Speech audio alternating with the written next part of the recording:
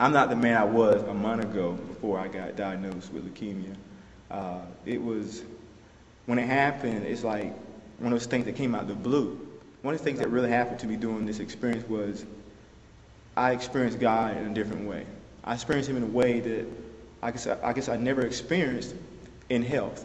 God became, He was always real to me, but it's like He became even more pronounced to me, and to see Him in light of my adversity, in light of the sickness, as a father and as a comforter. It's like the Lord Himself would come by my bedside. I remember being in pain, writhing with pain, suffering, and just, it's really been tormented physically and even mental anguish. But it's like sometimes I would not know how I would make it through the night. It was very difficult.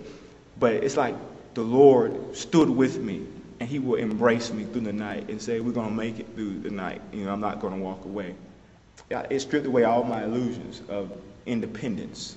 Going through life thinking that I, was in control, going through life thinking that I had a plan, that I was paying the bill, I was the one that was doing these things. And again, it's not that I was consciously thinking these things, but on a subconscious level, I'm thinking these things. But I think it's like when I got sick, it's like all that was stripped away. Everything that I thought that I had grasp of was taken from me. And it was during that time I began to realize that, hey, it was God's grace all along that was sustaining me. Even when I thought I was healthy and doing well, He was the one that was sustaining me. He was the one that was standing with me and holding me up. I had not known that I had been so close to death, within 2 weeks of death, as one oncologist said. But that was grace, and I was hanging on by a thread, not knowing. But I think we go through life not understanding that we are always hanging by that thread. And it's God's grace that protects us and keeps us.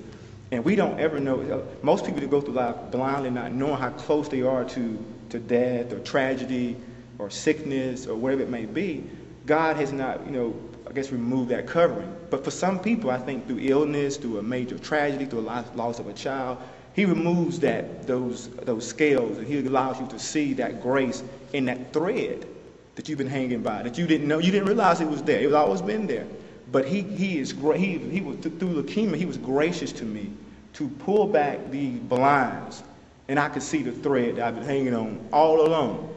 Just that. But it was just His grace and His great hands that have been holding me up the whole time. I think you have two roads you can go. I think when you face these crises, whether it be sickness or some other type of tragedy, I think you hit a wide road. You have one road that leads to pity, resentment, self-criticism, hatred towards life, and maybe misunderstanding of God. I think there's another road that says dependency upon God, humility, lessons to learn. It's the road less traveled. But I think when we choose to take that road, it transforms us. God has opportunity to work in us and to do a work that He could not have done, or He would not have done, had we not been going through that experience.